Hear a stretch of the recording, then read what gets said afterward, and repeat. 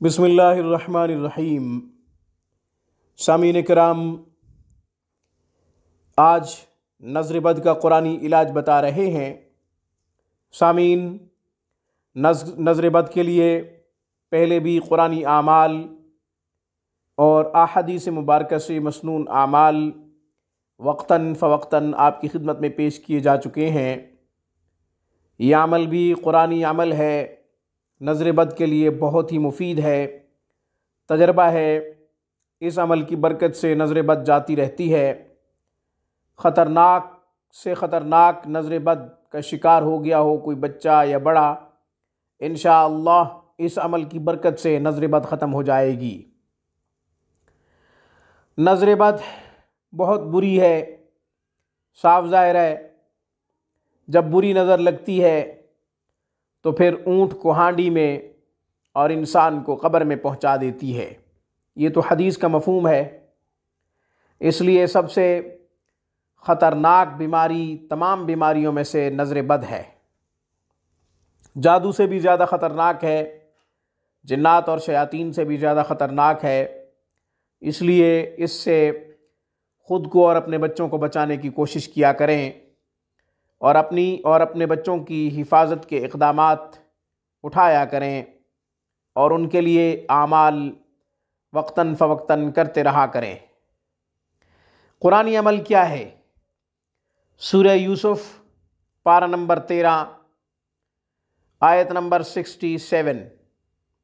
आयत नंबर 67।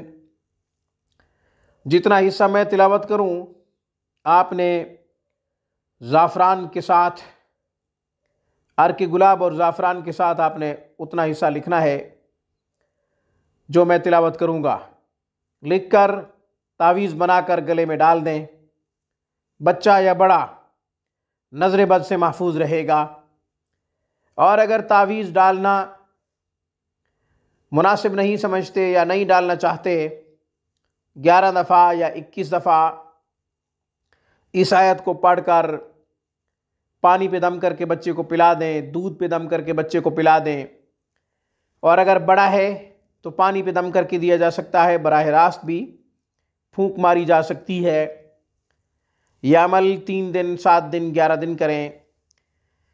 या जब आपको यकीन हो जाए कि नज़र बद से जो बीमारी लाहक थी ख़त्म हो चुकी है, तो आप ये अमल छोड़ दें। अमल क्या है? आयत नंबर 67।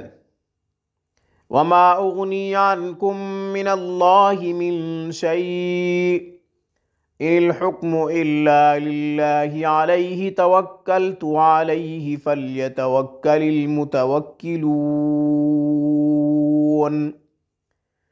सूरह यूसुफ आयत नंबर 67। तरीक़ा मैंने बता दिया है। आज की खूबसूरत वीडियो में बस इतना ही। रूहानी परवाज़ को सब्सक्राइब कीजिए।